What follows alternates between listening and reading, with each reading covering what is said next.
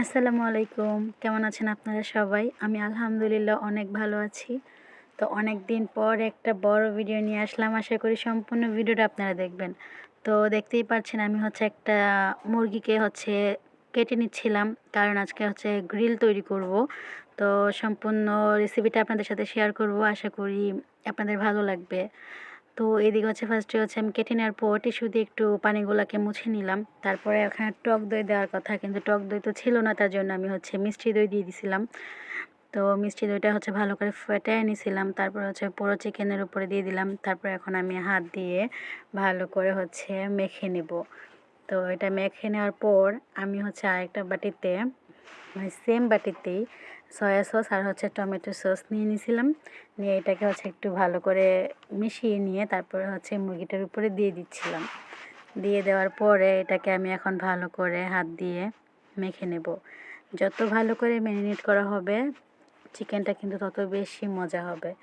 তারপরে এই তো মাখামাখি শেষ করে আমি এখানে একটা মশলা রেডি করব। তার জন্য আমি প্রায় 3 টেবিল চামচ আদা রসুন বাটা নিয়ে নিয়েছিলাম। আদা রসুন বাটা নেওয়ার পর লবণটা একটু পরিমাণ মতো মানে বুঝে দেওয়া লাগবে, যেহেতু আমি সয়া সস দিয়েছিলাম। তারপর দিয়ে দিলাম শুকনো মরিচের গুঁড়ো, তারপর ধনিয়ার গুঁড়ো।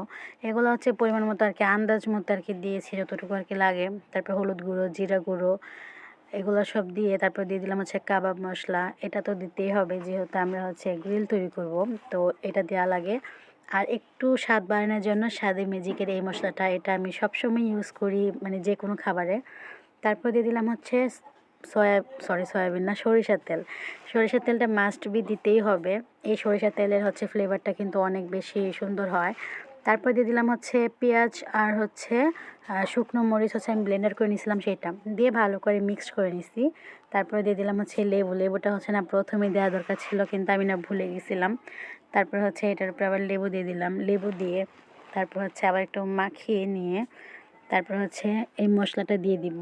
এই মশলাটার ফ্লেভারটা না এত পরিমাণের সুন্দর ছিল, মানে এত সুন্দর ফ্লেভার করতেছিল, মনে হচ্ছিল যে কাঁচাই খেয়ে ফেলি। মানে মুরগি না, মানে মশলাটা এটা অনেক সুন্দর ফ্লেভার করে। বিশেষ করে সরিষার তেলটা দেওয়ার পরে সরিষার তেলের যে একটা ঝাঁজ আছে না, ওইটা অনেক বেশি ভালো লাগে। তারপরে তো আমি ফুল মশলাগুলো দিয়ে দিছি। দিয়ে দেওয়ার পরে এটাকে যে ভালো করে একদম একদম যতক্ষণ পারা যায় ভালো করে মাখিয়ে নিব।